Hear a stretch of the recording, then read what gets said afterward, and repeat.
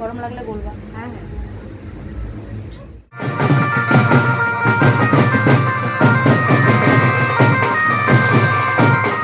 Hello everyone, কেমন আছো সকলে? আশা রাখছি সবাই ভালো আছো, সুস্থ আছো। আজকে হচ্ছে রবিবার আর এখন বাজে বিকেল 4:30টার কাছাকাছি।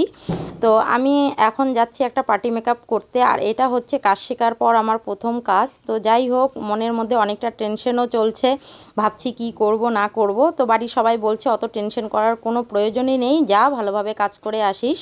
তো দেখো এখন আমি বেরিয়ে পড়লাম, আর আমি যা প্রোডাক্ট কিনেছিলাম সেগুলোই একটা ব্যাগের মধ্যে গুছিয়ে সব কিছু মনে করে করে গুছিয়ে নিয়েছি। আর আমি আর মেয়ে যাব।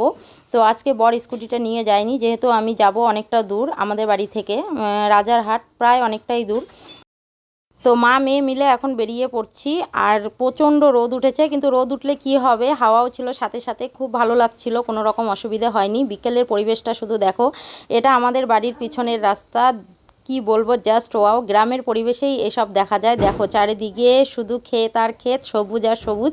তো এগুলোই উপভোগ করতে করতে আমরা মা মেয়ে দুজনে মিলে যাচ্ছিলাম। তোমরাও দেখো, গ্রামের পরিবেশটা জাস্ট ওয়াও হয়। যারা গ্রামে থাকে তারাই শুধু এই পরিবেশটা উপভোগ করতে পারবে।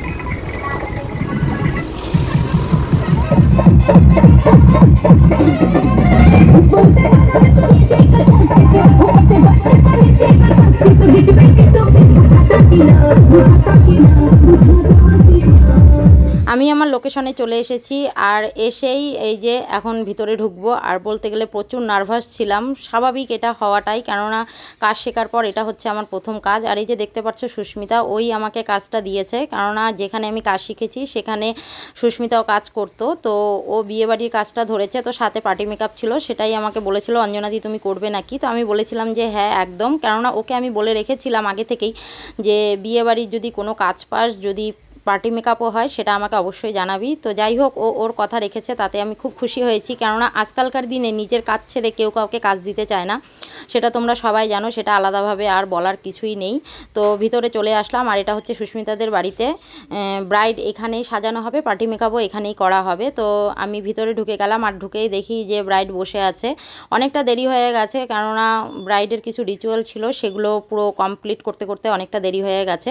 তো ও ব্রাইডের চুল ক্রিম্পিং করছিল, আমিও আর দেরি না করে আমি আমার ক্লায়েন্টকে বললাম যে দেরি করো না, অনেকটা দেরি হয়ে যাবে সাজাতে, কেননা সাজাতে প্রচুর সময় লাগে।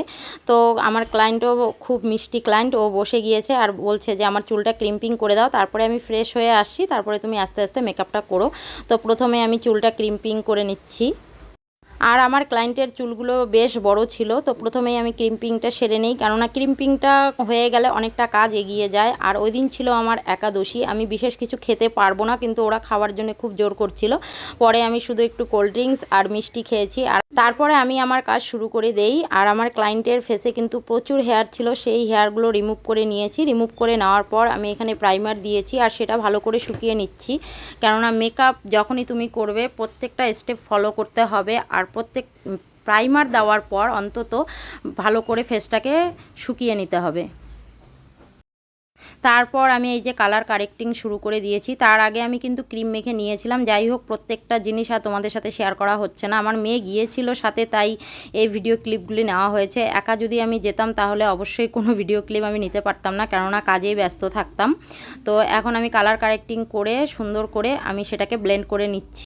ব্লেন্ডিংটা ভালোভাবেই করতে হবে, কেননা এটা যদি ভালোভাবে করা না হয় তাহলে মুখের মধ্যে ছোপ ছোপ হয়ে থাকবে। তো তোমরা যখনই মেকআপ করবে অবশ্যই অবশ্যই ব্লেন্ডিংটা একটু ভালো করে নেবে। আর আজকে আমার ক্লায়েন্টের আবদার ছিল স্মোকি আই, তো দেখো এখন আমি স্মোকি আইটা করে নিচ্ছি। ওর শাড়ির কালার ছিল ব্লু কালার, আর ব্লাউজের কালারটা ছিল অনেকটা ইয়েলো ইয়েলো টাইপের। যাই হোক, সেটার সাথে ম্যাচ করে আমি আই মেকআপটা করার চেষ্টা করছি। তো পুরোপুরি আই মেকআপটা করার পর তোমরা দেখে বলো যে কেমন হয়েছে।